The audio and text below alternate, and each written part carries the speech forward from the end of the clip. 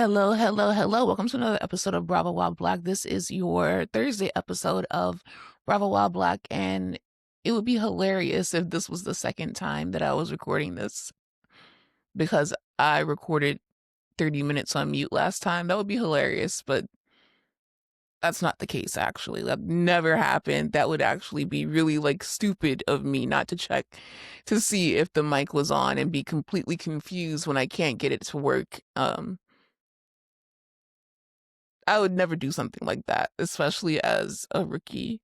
And I would never then decide to write down all around me to make sure that the mic is on from now on, because that would just be common sense, you know? Naturally, as a professional broadcaster, you would check to see if the mic is on, right?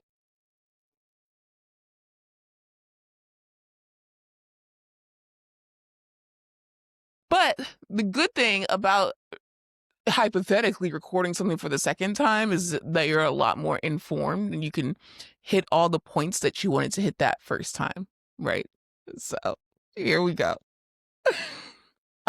Yeah, so how are you guys? How has your week been? It is almost over with. Y'all, I don't even know what time y'all are getting this episode, but it will definitely be Thursday because this was this was not the second time I had to record something. Yeah, that would be crazy. I hope that your week has been grand. We are in the end game now, baby. It's October. Miss Taylor Swift's album is coming out tomorrow. Congratulations and shout out to my Caucasian family. I hope that y'all have the time of your life. I hope that this is old Taylor so I can enjoy some of it too. I hope that maybe she brings some of Red Taylor back, Red, some, even if she decides to do a little bit of Speak Now Taylor, I would absolutely love that. But nonetheless, even if it's not for me, because not everything is for everyone, I am excited that people are excited about this. So I hope that you guys are having the time of your life preparing for Taylor Swift Eve. I actually will be doing a show tomorrow and putting it out on Friday. So I'll have the time to kind of go through it and see if there's any flavor in it for me personally.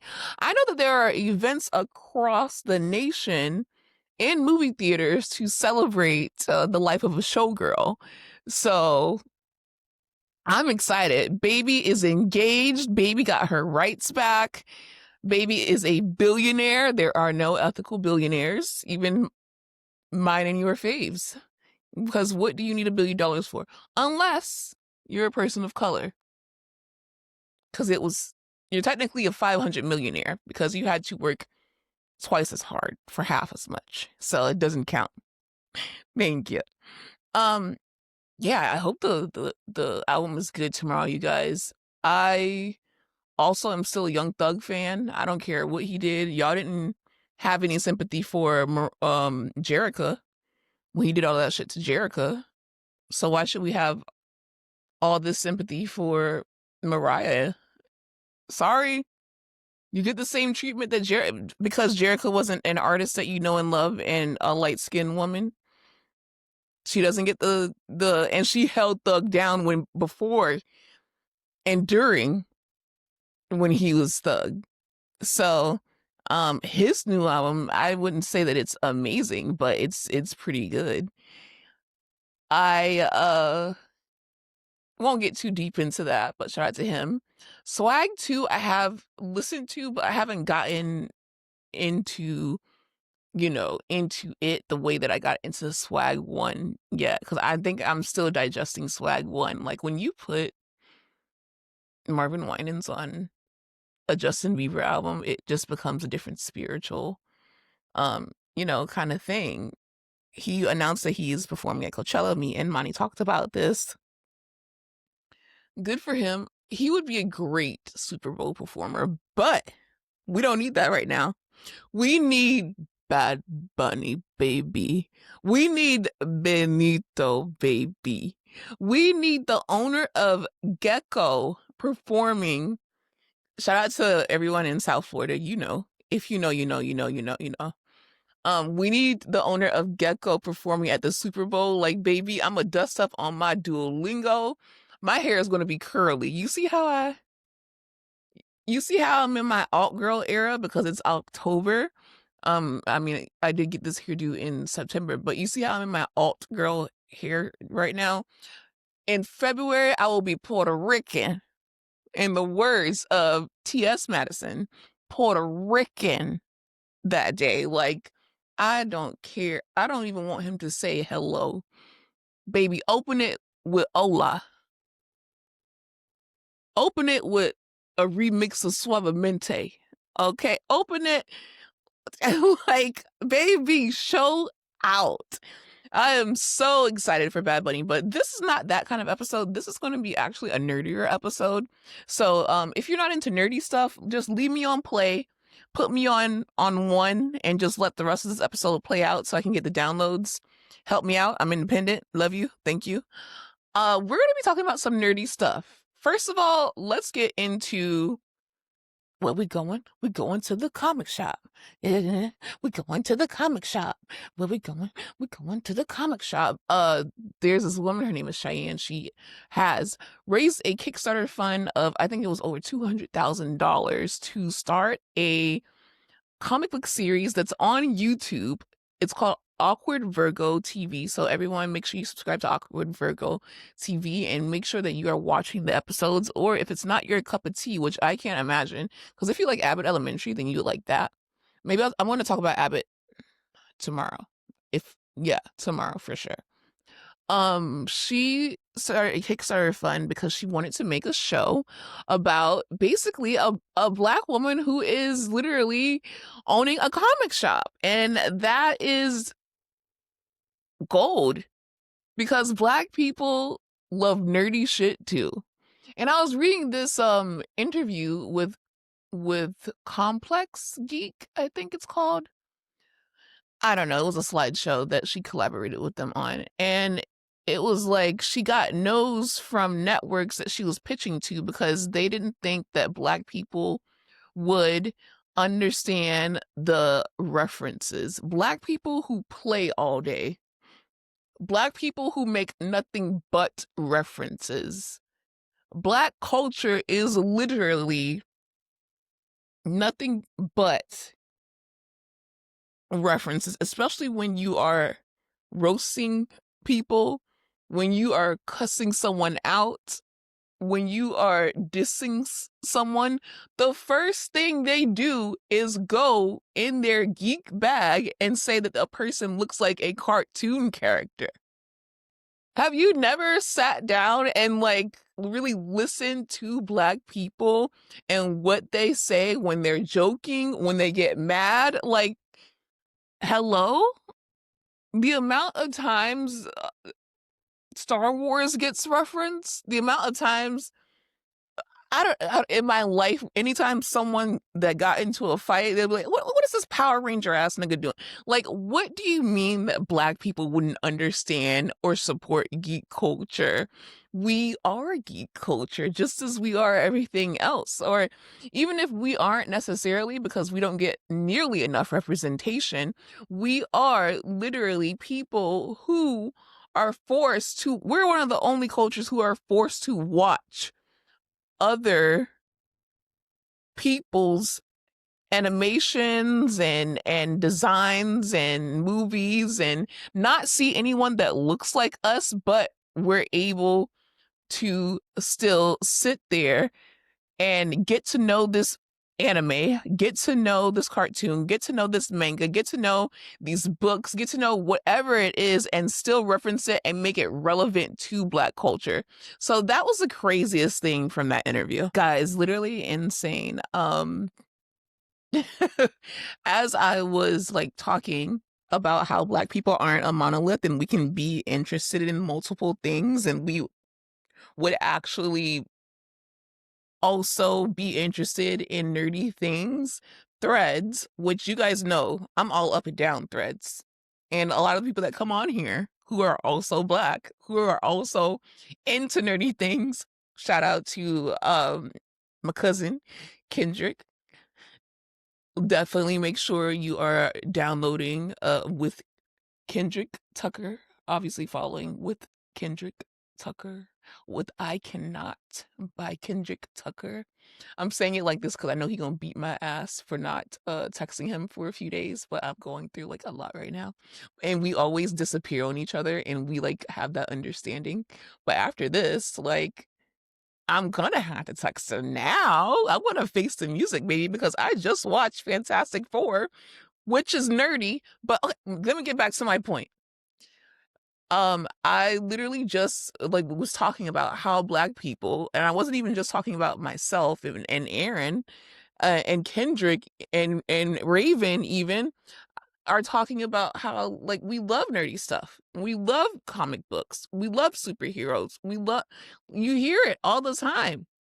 And I was interrupted because Threads actually invited us to collab on a post where they are shouting out people who talk about TV on Threads because they've introduced a new feature called Community, and it's basically like these little communities that you can enter and you talk about whether it's TV threads, whether it is Marvel threads, DC threads, or superhero threads. There are different categories that you can enter, and it's available for some people, but it's rolling out slowly, and you can talk about these specific things. So if you want to get away from certain talks and you want to just talk about, like, for example, nerdy stuff all day, you can with Community. So shout out to Threads who has acknowledged us. It's such a blessing to be acknowledged with along with Aaron, because we love nerdy stuff. And that brings me to The Comic Shop, which is a show on YouTube that started from a Kickstarter campaign. And it's about a Black woman that co-owns a comic shop with one of her best friends. And it is hilarious. It comes out every Friday at 11 a.m. 2 p.m. EST, and I just finished binging the last 3 episodes, and I can see big things for this show. The last 3 episodes also like included so many different funny like references. I love the t-shirts, the fashion, mean things. If you are a comic book nerd, you would be able to probably identify some of the comics. I personally can't because I'm more into, I wouldn't say comic books, I'm more into superheroes. And that is a little bit new for me because it's only been since 2020 since I started taking it seriously. And I ain't really started taking it seriously till like 2023. And I still stand by Halle Berry's Catwoman being the best Catwoman. Zoe Kravitz is also pretty good. Michelle Pfeiffer is a great Catwoman, don't get me wrong, but like for me personally, Halle Berry was camp. It was comic booky. It was who needs this is not a is it called Batman or is it called Catwoman? Love Ryan Bailey though. But yeah, so they were saying that the Black community would not understand the references, so she decided to put it on YouTube. It's hilarious. It includes a lot of people that are famous from the internet already. I know that in one episode they were playing Dungeons and Dragons. And well, the first episode has Christina Ariel on it, which is the reason that I know about it. So shout out to Christina. She is what I want to be when I grow up. The only thing is I live in Florida, so I don't think that I'll have these opportunities. And I wouldn't be able to move because my whole life is here. It's hard to explain. Yeah, I'm here. I'm here. But maybe one day, who knows? You never know what might happen. But Christina Ariel, I'm a big fan of hers. I'm interested in whatever she does. She was on the first episode. And then there's an episode where they play Dungeons and Dragons for this guy's birthday that works there at the shop. And Kiera Please, y'all know Kiera Please from Instagram, from cosplay, maybe from a Netflix podcast, maybe just being a content creator in general. Kiera was on the show, and I'm a huge fan of hers. And Snitchery, I don't know if Snitchery is real name, but I think that I would hope that Kiera Please's real name is Kiera. But Kiera and Snitchery, period. Best Black women cosplayers, like insane. They're on a level that I wish that I could be one day, and maybe it's because I'm too scared to do what they did, which is literally just start with what they have and then build their way up. So maybe, I don't know. We'll see by the end of the month. It's also how the funds is looking, but at the same time, they use what they got. They had talent though, also, and they also had each other. So I don't really have someone who's into cosplay in that way. But Kiera Please was on an episode. Christina Ariel was on an episode. The cast is solid. It's hilarious. They have pop culture references. It is something that anyone can enjoy. It reminds me of Abbott Elementary, and the main character, Stephanie, she actually sounds like Issa Rae. Like, she sounds exactly like her. It's so funny. So proud of that. So please support that if you can. I just wanted to bring that to your attention. And then I wanted to talk a little bit about Gen V. Gen V is a spinoff of The Boys. Y'all know that we covered it in the past. I don't know if we did it week to week, but I know that both me and Aaron talked about it. But this last episode, like every episode has been, because they did a 3-episode drop at the beginning, then it's been weekly since. This is episode, I believe, 5.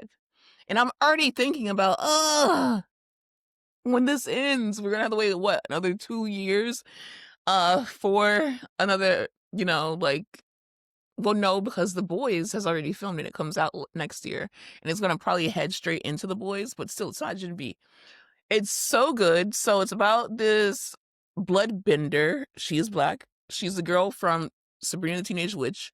She is a bloodbender. That's her superpower. She killed her parents when she got her period, and she was separated from her sister. So since the first season, she's been going to this university that is pretty fucked up. And in this last episode, we finally find out, we finally meet her sister. And it's basically, this entire season has been based, kind of on X-Men. The god that's the main antagonist, I guess you would call him, is both Charles Xavier and Magneto at the same time. Like, his powers are like Charles, but his mission is like Magneto. And basically, he just wants superhuman supremacy. He basically just wants, I think that maybe he might either want to use her as his next body, because basically it's Ariana Grande's ex-boyfriend, the Bach. Me and Bach. Listen, Nessa, I've got something to confess, a reason why. Okay, I will say he ate that.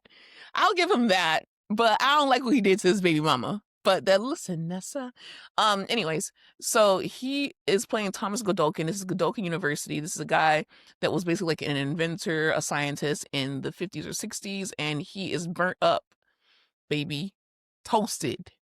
Like a Pop-Tart, a burnt one. Level 5 that you forgot about, because he just wanted to get it nice and melty and crispy.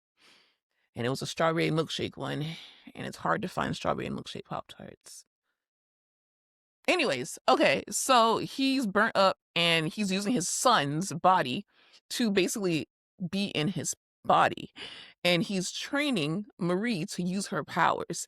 And I don't want to give it away because I want y'all to actually watch the show, because y'all heard us cover The Boys, right? So you should already be on Gen V, baby.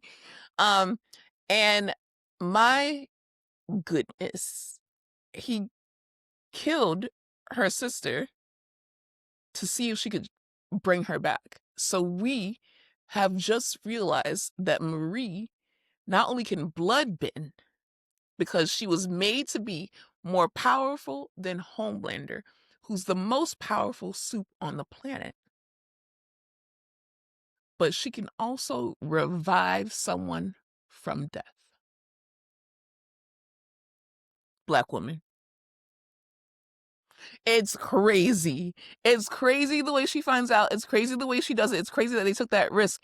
And then when you see, I'm sorry, I gotta spoil this. When you see who's behind it, Sister Sage from The Boys, her freaky ass is back on the show.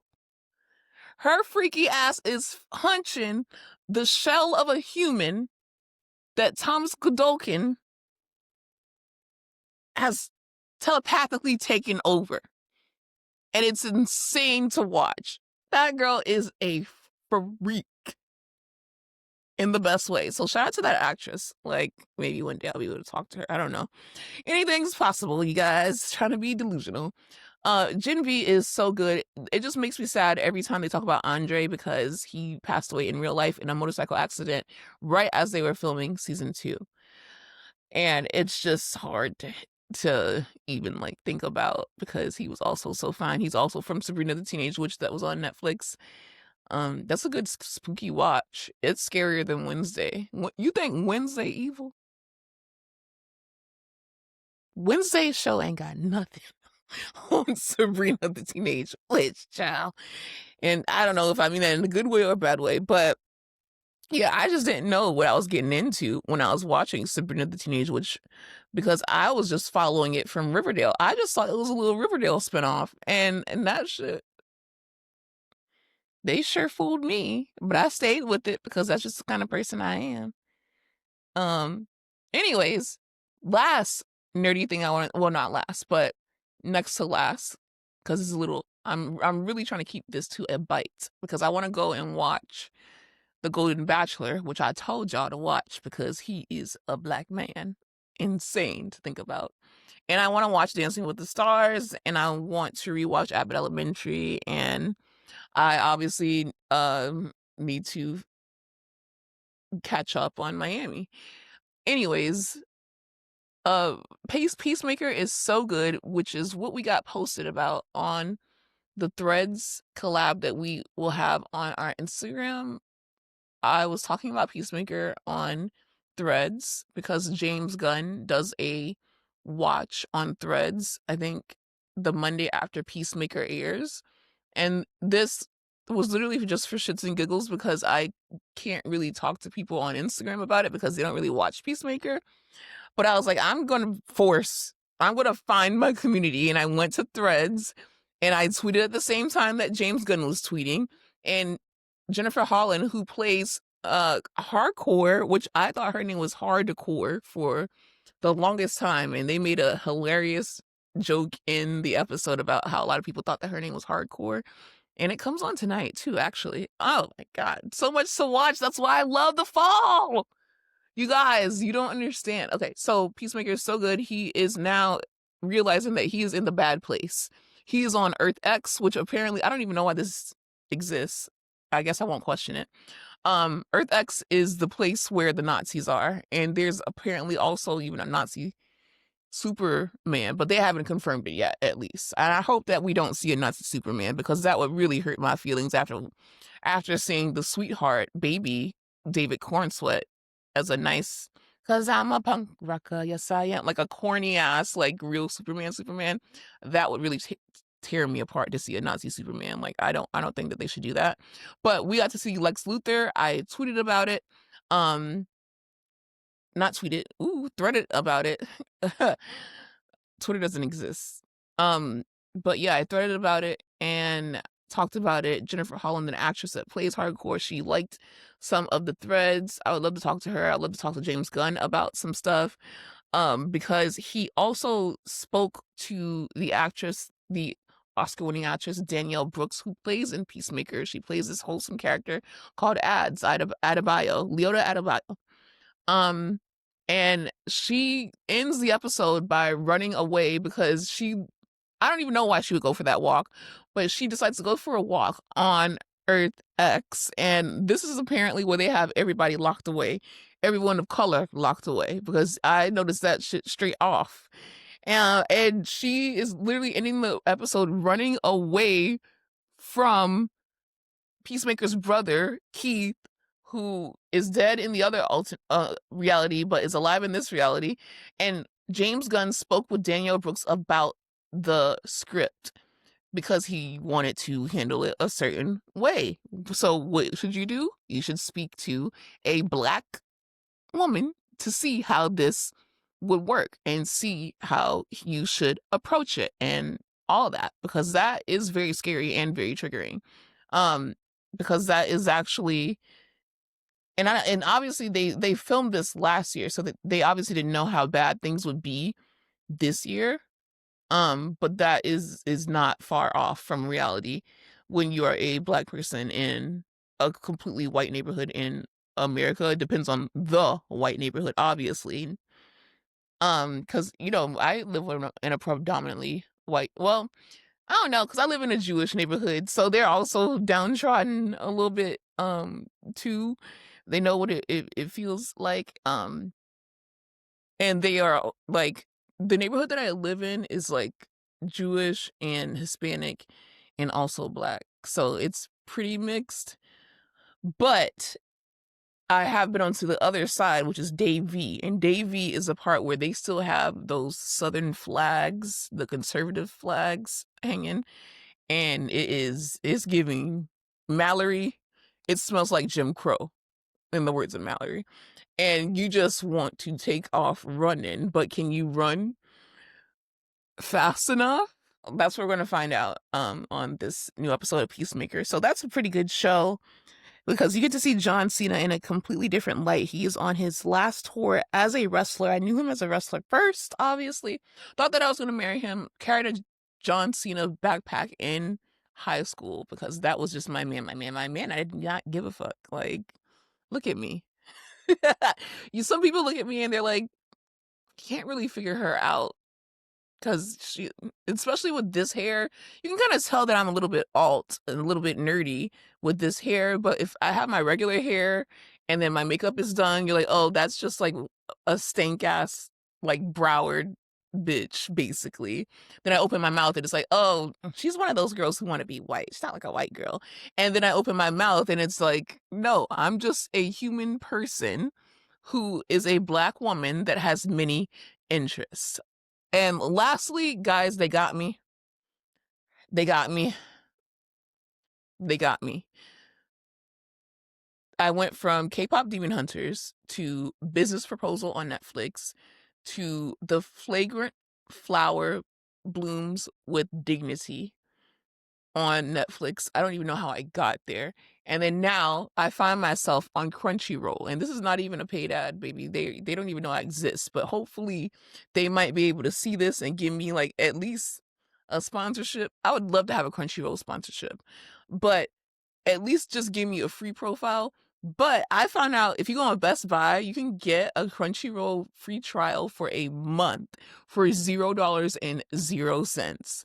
If you sign up for Crunchyroll right now, you'll get a 7-day free trial and then you'll get charged. But if you go through Best Buy, you can get one for $0.00. So I am literally watching anime. There's this one called My Dress Up Darling, and it's literally about this really nice boy and this really nice girl, but the girl is popular, and it's just a Xanax for the soul. Like it's something that you put on in the background. You can pay attention to it if you want to.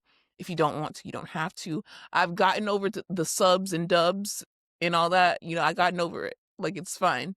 I can listen to dubbed audio now and not care that it doesn't match the words, but it's an anime, so it doesn't really matter. And it's just so wholesome. It's about this guy who makes dolls because his grandfather made dolls, and he has been bullied for making dolls, even though they're beautiful, like beautiful dolls, like beautiful gowns. But anyways, and this girl, she's a cosplayer, so she enlists him with helping her with her cosplay. And you learn so much about cosplay in this one show, like how people literally change the shape of their face, how people buy professional makeup, how people set up lighting and camera angles and change into like, because if you see serious cosplayers, not just costumers, which is me, like I would be a costumer. Serious cosplayers, maybe a hot glue gun and some fabric, and they are that character. And it's the same thing with the girls on Drag Race. Shout out to the girls who can sew. No tea, no shade. But they have all these tricks and things that you don't know, that when you see a professional cosplayer, you're like, oh, that's how you have turned into this character. It's called My Dress Up Darling. It is so wholesome. It's so sweet. It's so interesting, especially if you have ever been into cosplay or want to get into cosplay or just want to learn more about cosplay. You learn a lot from that. Like she cosplays so many different characters, and it is so cool. And then I want to, find another one that is just very calming. They treat each other with like a lot of respect. It's very foreign to me. It's different from the animation here. The closest animation, American animation that I can say is probably, and because it's based on a comic book again, is Invincible. I remember that one episode of Invincible where they go to the convention and they talk about how in certain animations they do this and do that, and they'll just put um, you know, they'll put their mouths off screen, or they'll turn the character to the back so they don't have to draw out things, or they'll pan over a scene and no one is actually moving, but it looks like they're moving. Invincible is the closest thing that I've seen to that. But yeah, you guys definitely check that out. I love you so much. I will be back literally tomorrow to talk to you tomorrow. So I hope that you enjoyed this. If you did not, I will be back tomorrow to talk about an array of other things. Make sure you watch Abbott Elementary, watch Peacemaker, watch The Real Housewives, and I love you. Bye.